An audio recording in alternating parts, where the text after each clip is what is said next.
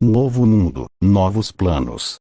Essa história começa depois dos acontecimentos no assalto ao banco de Saint-Denis. Dutch e seus companheiros estavam em um barco que iria para Cuba. Dutch queria ficar lá por um tempo para que as autoridades pensassem que eles haviam desaparecido. Enquanto Dutch conversava com os membros da gangue, Micabel resolve falar. Olha, eu não sou marinheiro. Mas aquela nuvem parece coisa boa para vocês. Falou Mika apontando para uma nuvem escura que parecia se transformar em uma tempestade. Dutch olha a nuvem com um mau pressentimento, mas mesmo assim ele mantém a calma e volta a olhar para os seus parceiros. Bom, eu não sei muito dessas coisas, mas tenho certeza de que não é nada demais, falou Dutch. Arthur Morgan, que estava de braços cruzados, ele olha para o Dutch e fala. Espero que realmente não seja nada, porque nós já estamos com muitos problemas. Falou Arthur um pouco preocupado. Dutch olha para Arthur e diz. Não se preocupe, meu filho, talvez isso seja só uma chuva fraca. Eu juro que nós não teremos mais dificuldades, tenham fé. Falou Dutch com seu carisma de sempre. Bom, eu vou dormir, tô muito cansado. Quem tinha falado isso era Bill Williamson, que estava muito cansado depois daquele tiroteio em Saint-Denis. Arthur olha para Dutch e diz. O Bill tem razão, eu também tô muito esgotado depois daquela merda toda. Falou Arthur. Dutch também concorda e decide dormir um pouco também. Se passa um tempo. De repente, o barco começa a estremecer. Dutch entra no quarto para acordar o Arthur, que estava dormindo em sua cama. Acorda Arthur. Após Dutch falar isso, Arthur acorda assustado. Meu Deus! O que foi Dutch? Perguntou Arthur confuso. Não dá tempo para explicar, vamos dar o fora daqui. Após Dutch falar isso, ele junto com os outros tentam achar um jeito de sair do barco. Mas enquanto corriam, algumas caixas caíram sobre eles. As caixas ficaram no meio deles, o Arthur estava em um lado e o Dutch no outro. Dutch. Cadê você? Perguntou Arthur preocupado. Eu tô aqui, Arthur. E agora? Como você vai sair daí? Perguntou Dutch. Tem uma escada aqui, vou ver se eu consigo sair dessa bosta de lugar. Após Arthur falar isso, ele sobe a escada até chegar no topo do barco. Em cima, o barco estava pegando fogo, tudo isso tinha acontecido por causa da tempestade. Os outros que estavam no barco ficaram correndo desesperados. Arthur olhava aquilo assustado, porque ele não encontrava os seus parceiros. Arthur olhava para as ondas do mar, e lá longe se encontrava Dutch e sua equipe numa canoa. Arthur, vendo que não tinha escolha a não ser pular do navio, ele se decide. Agora é rezar para dar tudo certo. Após Arthur dizer isso em sua mente, Arthur reúne forças e pula do navio. Arthur tem dificuldades em nadar por causa das ondas, sua visão começa a escurecer. Em sua mente, ele se lembrava de sua esposa Elisa e seu filho Isaac. Bom, se esse é o meu fim. Espero que pelo menos eu reencontre vocês, só espero que Deus me dê essa oportunidade. Provavelmente o desgraçado do meu pai tá no inferno, e pelos pecados que eu cometi, é bem provável que eu vá lá também. Disse Arthur em seus pensamentos. Arthur já esperava que seu fim não fosse heróico ou honrado.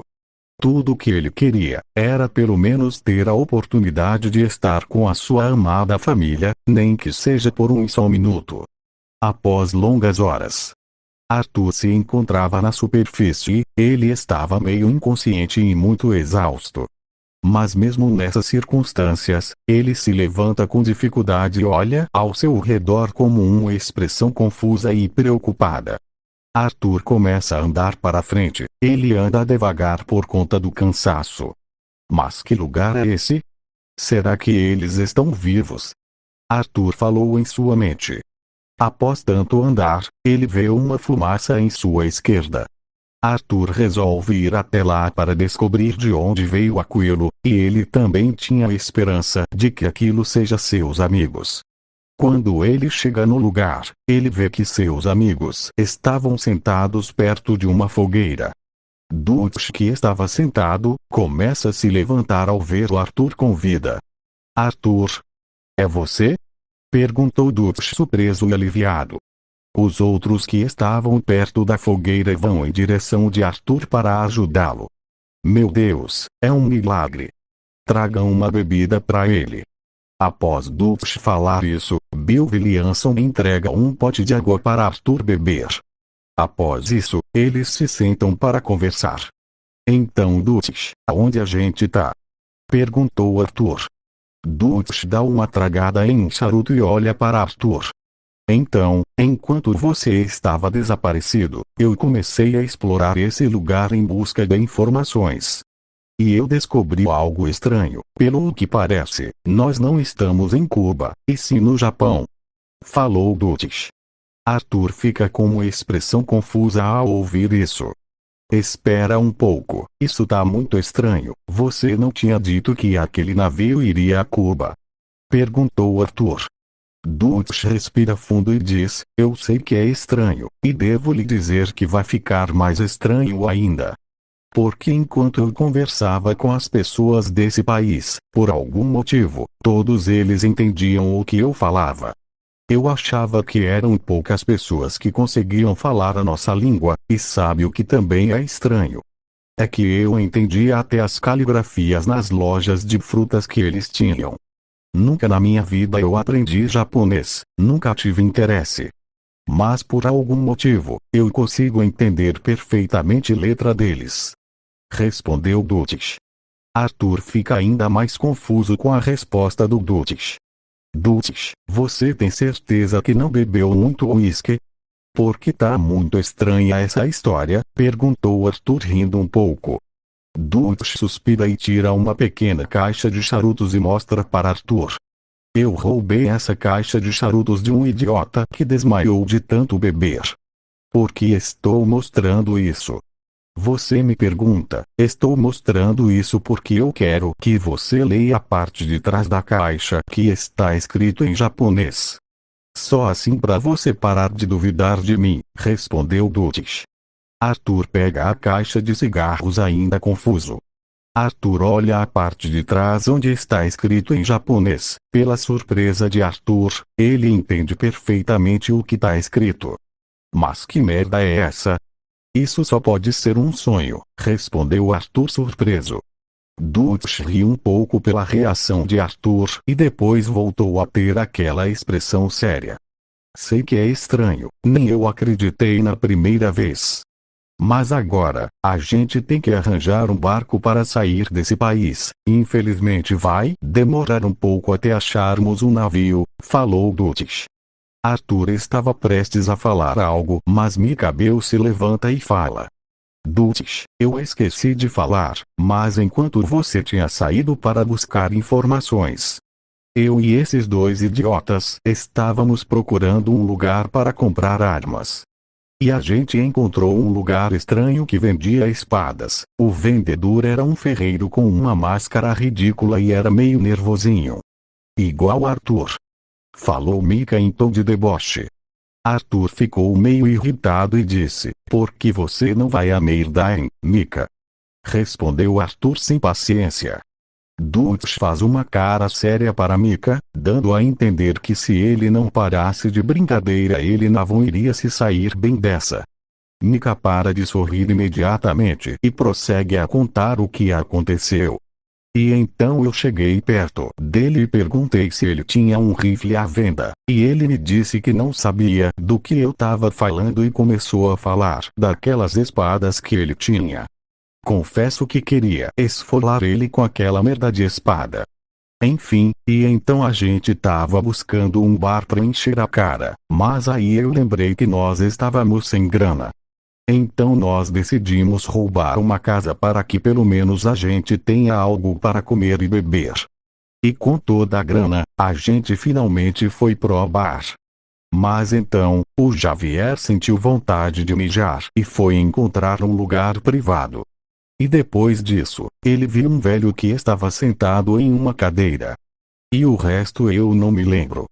Após dizer isso, Mika olha para o Javier e diz: Javier, poderia explicar pro Dutch o resto da história? Eu esqueci, falou Mika. Javier olha Mika com desdém e diz: Eu te falei para não beber muito, Mika.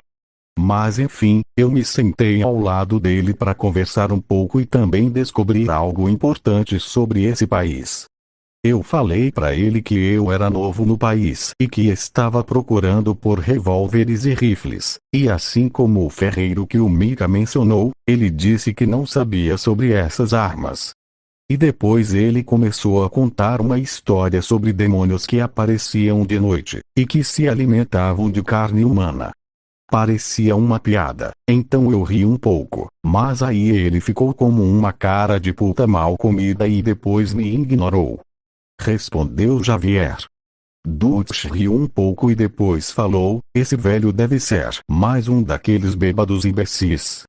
E eu fiquei meio confuso quando você disse que o velho não conhecia as armas, como os revólveres e os rifles. Parece até que a gente tá na era medieval, falou Dutch confuso.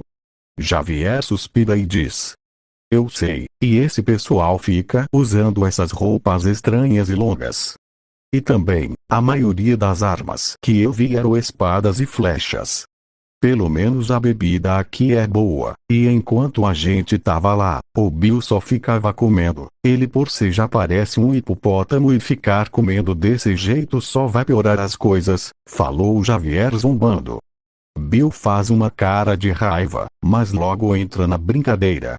Prefiro 1000 vezes ser gordo do que ser um mexicano afeminado igual a você, falou Bill. Arthur, que antes estava quieto, ele se levanta e toca no ombro de Bill e diz: sabe, acho que você não é a pessoa mais qualificada para falar de orientação sexual, porque antes você estava me pedindo coisas muito suspeitas, como naquela vez em que você me pediu para te comprar uma brilhantina, falou Arthur zoando. Bill imediatamente fica envergonhado e puto da vida e diz: porra Arthur, eu tinha falado pra não contar pra ninguém. Depois que Bill falou isso, os outros olharam ele como uma expressão de desconfiança. Mika olha para Bill e diz: bem que eu já suspeitava. Então tá confirmado, rapazes. Bill Williamson é boiola, falou Mika com aquela cara de rato zoeiro. Bill fica ainda mais puto e diz: sinceramente, vão tomar no cu. Falou Bill puto. Eles ficavam rindo e conversando por um bom tempo, até que a noite chegou. Dutch e os outros estavam se preparando para dormir. Arthur se deita em um tronco de árvore e usa um pedaço de pedra para poder apoiar sua cabeça. Obviamente era desconfortável, mas era a única coisa que tinha naquele momento. Arthur olha para Dutch, que estava tentando dormir, e pergunta: o que faremos amanhã, Dutch? Perguntou Arthur. Dutch olha para Arthur como uma expressão cansada diz: não sei, Arthur. Talvez a gente tente encontrar uma casa abandonada para a gente ficar. Logo em seguida, Dutch faz expressão triste e preocupada.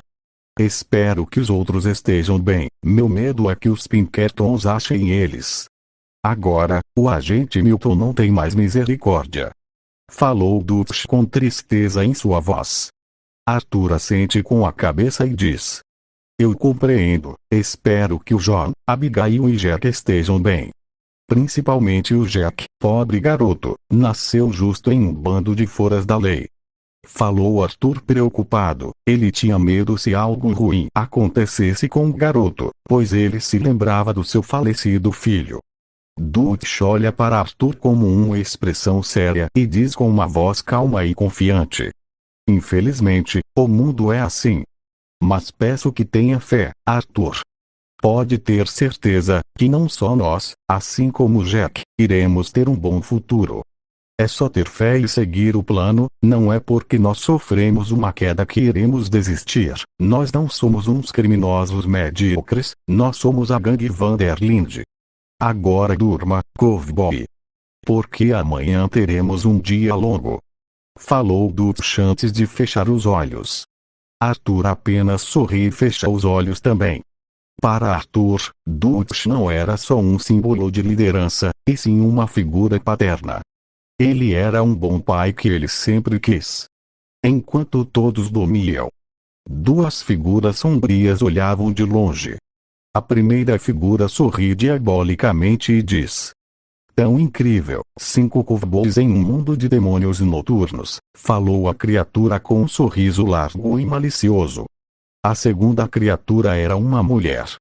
Ela olhava para ele com uma postura séria e obediente. "Meu senhor, como eles vão se defender sem armas?", perguntou a mulher.